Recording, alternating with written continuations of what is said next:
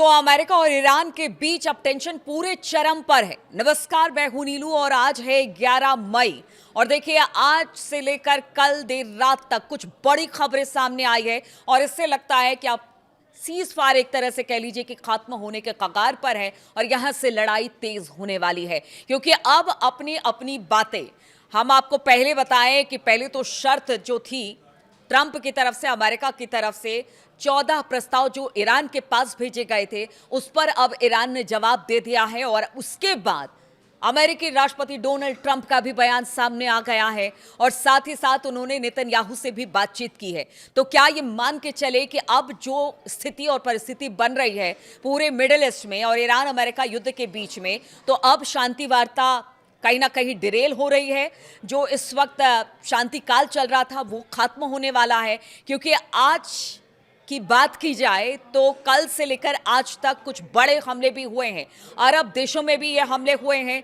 अमेरिकी F-35 को भी निशाना बनाया गया है, ये भी एक बड़ी खबर आ रही है। अगर ईरान की तस्लीम न्यूज़ एजेंसी की बात की जाए तो उनकी तरफ से वो खबर भी बताएंगे, लेकिन शुरुआत मैं करूंगी बातचीत से, क्योंकि इन्हीं बातचीत पर युद्ध की स्थिति परिस्थिति निर्भर है कि युद्ध होगा कि नहीं होगा। तो अमेरिकी राष्ट्रपति डोनाल्ड ट्रंप ने जो प्रस्ताव, शांति प्रस्ताव पर ईरान का जो शांति प्रस्ताव अपनी तरफ से अमेरिका ने भेजा था उस पर जो ईरान ने जवाब दिया है वो पसंद नहीं आया है डोनाल्ड ट्रंप को, और ईरान के जवाब पर कड़ी प्रतिक्रिया अब अमेरिकी प्रेसिडेंट डोनाल्ड ट्रंप ने दी है। उन्होंने तेहरान की मांगे पूरी तरह से अस्वीकार कर दिया है, यानी कि मानने से इनकार कर दिया है। ट्रंप के इस जवाब के बाद सवाल उठा कि ईरान ने ऐसी क्या मांगे कर दी जिससे ट्रंप भड़क उठे। उन्होंने तुरंत नेतन्याहू को फोन लगाया, बातचीत की है। तो क्या अब कोई बड़े युद्ध की तैयारी या बड़े हमले की तैयारी ईरान पर होने वाली है? वो एक बार फिर से ईरान को धमकी देने पर उतर आए हैं। ईरान की मीडिया ने बताया कि मीडिएटर पाकिस्तान के जरिए अमेरिका को दिए गए ईरान के जवाब में युद्ध से हुए नुकसान के लिए मुआवजा और हॉर्मुज स्ट्रेट पर तेहरान की सॉवरेनिटी को मान्यता देने की मांग की गई है। ट्रंप ने ईरान के जवाब को पूरी तरह से नामंजूर कर दिया, खारिज कर दिया, और इसीलिए कहा यह जा रहा है कि स्थिति अब विकट हो गई है। अब आपको बताते हैं कि ईरान ने क्या कहा है, ईरान का जवाब क्या है। तो देखिए, ईरान ने जो जवाब दिया है उसमें अमेरिका के शांति प्रस्ताव के जवाब में ईरान ने तुरंत युद्ध रोकने की मांग करते हुए इस बात की गारंटी मांगी है कि उन पर कोई नया हमला नहीं किया जाएगा। ईरान ने युद्ध से हुए नुकसान के लिए मुआवजे की मांग की है। साथ ही साथ हॉर्मुज स्ट्रेट पर तेहरान की संप्रभुता को मान्यता देने की मांग भी ईरान की तरफ से रखी गई है। ईरान ने अमेरिका के office of foreign assets control यानी कि OFAC से 30 दिनों की अवधि के लिए ईरानी तेल की बिक्री पर लगे जितने भी रोक थे उसको हटाने की डिमांड की है। ईरान ने डोनाल्ड ट्रंप प्रशासन से अपने बंदरगाहों और हॉर्मुज स्ट्रेट से नौसैनिक का जो नाकेबंदी इस वक्त अमेरिका ने कर रखी है उसको तुरंत खत्म करने की मांग की है।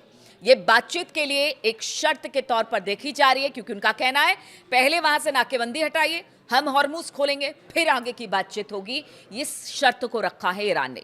ईरान की मांग में कथित तौर पर लड़ाई रुकने के बाद आगे के विवरण और समझौते पर बातचीत होगी, यानी पहले इस बात पर सहमति हो जाए उसके बाद फिर आगे की बातचीत होगी, जो 30 दिनों की अवधि दी गई है ट्रंप की तरफ से। क्योंकि ट्रंप ने कहा था कि ठीक है, हम 30 दिनों की मोहलत आपको देखते हैं, आप सोचिए, विचारिए, उसके बाद जवाब दीजिए। लेकिन ईरान ने भी कह दिया कि ठीक है, हमने अपना जवाब दिया है, आप नाकेबंदी हटाइए, हम हॉर्मुज खोलेंगे, उसके बाद 30 दिनों के लिए बाद 30 दिनों के भीतर भीतर हम बातचीत कर लेंगे, चाहे वो परमाणु समझौते हो या बाकी जो बातें अमेरिका कह रहा है उस पर। ईरानी पक्ष की ओर से यह भी कहा गया कि तेहरान और वॉशिंगटन के बीच बातचीत फिलहाल पाकिस्तानी मध्यस्थ के जरिए लिखित रूप में जारी रहेगी, यानी मतलब आमने सामने बैठकर बातचीत नहीं होगी। मतलब एक मध्यस्थता के लिए एक मुल्क होगा और वो होगा पाकिस्तान, और जो भी बात होगी वो एक दूसरे को लिखकर या किसी मध्यस्थ के जरिए, जैसे चिट्ठी पहले भेजी थी ट्रंप ने ईरान को और ईरान ने ट्रंप को भेजी थी, उसी तरह से लिखित रूप से ही ये बातचीत चलती रहेगी। आगे भी आमने सामने किसी तरह का कोई टॉक नहीं होगा।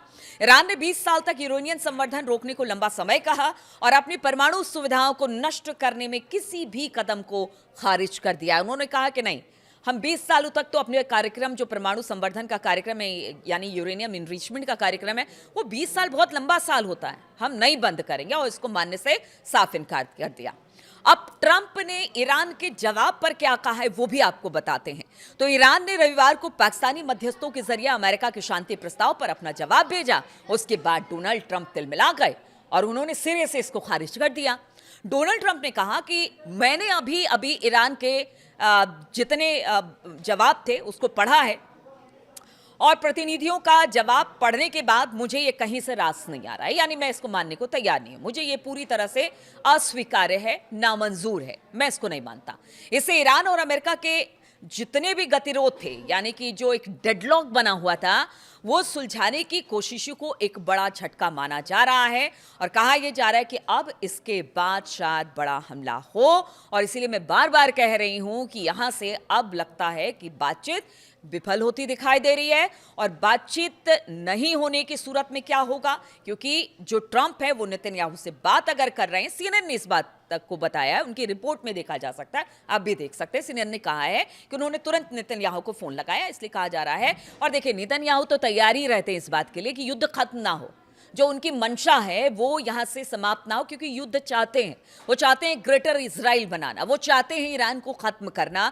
और ये तभी पॉसिबल हो पाएगा, तभी ये सही हो पाएगा जब लगातार ईरान पर हमले होते रहेंगे। इसीलिए अब ये कहा जा रहा है कि यहां से हमले होंगे। अब देखिए, बीते दिनों की बात अगर बात की जाए, यानी कि कल की शाम से लेकर देर रात तक अरब के कई मुल्कों में हमला हुआ।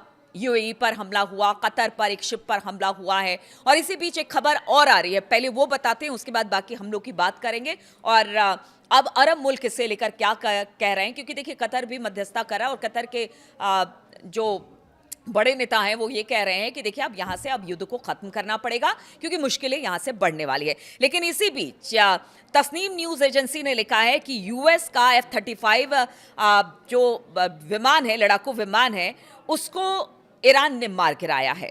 और कहा यह जा रहा है कि एक जो अभी एक नया हॉर्मुज का आपने देखा होगा, एक नया नक्शा IRGC ने एक नक्शा जारी किया है, जिसमें वो बताया गया है कि जो गल्फ ऑफ ओमान का कुछ हिस्सा भी इस नक्शे में शामिल है, यानी स्ट्रेट ऑफ हॉर्मुज में है। वहीं बताया गया है कि F-35 विमान, यहां पर कई अखबारों ने इस बात का जिक्र किया है और उसमें लिखा है कि ईरान ने इसे मार गिराया। हालांकि दोनों मुल्कों की तरफ से, यानी अमेरिका और ईरान की तरफ से किसी तरह की कोई पुष्टि F-35 को लेकर नहीं हुई है।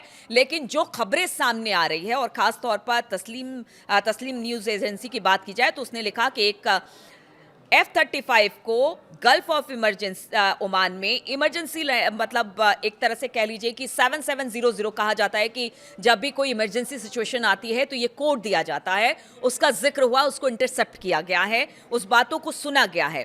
और ये पूरा हॉर्मुज का इलाका है जहां पर एक इमरजेंसी कोड भेजा गया और उसके बताया गया कि F-35 विमान जो है वो इस वक्त इमरजेंसी मोड पर है, किसी तरह की कोई दिक्कत आ गई, खराबी आ गई है। अब देखिए, ये पूरा इलाका स्ट्रेट ऑफ हॉर्मुज में आता है, इसलिए कहा यह जा रहा है, कुछ ने तो साफ साफ कह दिया है कि देखिए वहां पर तो ईरान ने F-35 को मार गिराया है, लेकिन अभी तक कोई आधिकारिक पुष्टि नहीं हुई है। खैर, एक आध दो दिन में उस बात की भी पुष्टि हो जाएगी। लेकिन अगर बात की जाए अरब के दूसरे मुल्कों की, तो यूएई हो गया, दुबई के आसमान में भी ड्रोन देखे गए जिसे इंटरसेप्ट कर लिया। दुबई की जो वो है एयर डिफेंस सिस्टम है, उसने इंटरसेप्ट कर लिया, वहां पर मार गिराया गया। इधर कतर में एक मालवाहक जहाज को भी निशाना बनाया गया है। तो लगातार अरब मुल्कों पर भी हमले हो रहे हैं। हालांकि इससे पहले भी ईरान ने कहा था कि अगर उन पर हमले होंगे तो फिर वो जितने भी अमेरिकी सैन्य ठिकाने हैं उस पर हमला करेगा। और ये जो अरब मुल्क हैं, जहां जहां पर कल देर शाम से लेकर रात तक हमले हुए हैं, उन सब जगहों पर अमेरिकी डिफेंस सिस्टम मौजूद हैं। और साथ ही साथ वहां पर उनके एक तरह से कह लीजिए कि पूरा साजो सामान है अमेरिका का, एयर बेस है अमेरिका का, इसलिए उस पर हमला किया गया है। लेकिन लोग जो एक्सपर्ट है वो मान रहे हैं कि क्या वाकई ये हमला ईरान ने किया है, क्योंकि कोई नहीं चाहता है कि हम जो भी इस वक्त लड़ाई अमेरिका और ईरान के बीच में चल रही है उसमें किसी तरह की शांति आए। अब ये कौन है, कयास बहुत सारे लगा रहे हैं, आप भी समझ रहे होंगे कि किसकी बात मैं कर रही हूं। तो क्या ये चाहकर भी कुछ लोग ऐसा है कि वो बात नहीं करना चाहते, शांति वार्ता नहीं होने देना चाहते हैं, इसलिए अरब मुल्कों पर हमले हो रहे हैं। अगर कतर की बात की जाए तो जो उसके बड़े नेता है वो पहले ही कह चुके हैं कि देखिए हम मध्यस्थता को तैयार हैं अगर ईरान चाह ले, लेकिन ईरान जो हमले कर रहा है वो कहीं से सही नहीं है। और अरब मुल्कों को टारगेट करके सीधे सीधे अमेरिका को भी चुनौती दी जा रही है। तो ये सब कुछ पीछे कुछ घंटों में हुआ है और इन्हीं घंटों के बाद ये कहा जा रहा है कि हो सकता है यहां से बड़े युद्ध की तरफ अब अमेरिका और इजराइल और ईरान आगे बढ़े। हालांकि देखिए, इस बीच एक बड़ा बयान भारत के प्रधानमंत्री नरेंद्र मोदी का भी सामने आ गया। उन्होंने तेल की बचत करने को कहा है, सोना 1 साल तक ना खरीदने को कहा है। उन्होंने बहुत सारी बातें की हैं। तो क्या ऐसा मान के चले कि शायद अब भारत को भी लग रहा है कि यहां से हमले तेज होंगे, स्थिति और बदतर होगी और शायद आगे आने वाला समय मुफीद नहीं होगा। इसलिए प्रधानमंत्री की तरफ से भी एक तरह से लोगों को आगाह किया गया है कि अपने पैसे बचाइए, फॉरेन करेंसीज बचाइए, विदेशों में आप जाकर अभी फिलहाल तो 1 साल तक विदेशों में ना जाए, घूमे फिरे ना। तो बहुत सारी बातें हैं जो कि भारत के प्रधानमंत्री ने भी लोगों के सामने रखी है। उन्होंने कहा है कि सिचुएशन को, भारत की जनता को इस सिचुएशन से निपटना होगा। पेट्रोल तेल की कीमत जो हो सकता है आगे आने वाले दिनों पर बढ़ जाए, तो वो जो है उसको बचाना होगा, हमें आगे आने वाले दिनों के लिए बचाना होगा। और उसके बाद आज हमने देखा कि भारतीय मार्केट भी बहुत तेजी के साथ, सिर्फ भारतीय क्यों, दुनिया भर की मार्केट भी बहुत तेजी के साथ गिरे हैं। तो अब अमेरिका, इजराइल और ईरान के रुख को देखकर ऐसा ही लग रहा है कि अब कोई बड़ा युद्ध होने वाला, बड़ा हमला होने वाला है। क्या 2.0 बहुत जल्दी शुरू होने वाला है युद्ध का? इसको लेकर अब पूरी दुनिया सहमी हुई है। फिलहाल बहुत बहुत शुक्रिया आप सभी का मेरे साथ इस वीडियो में शामिल होने के लिए।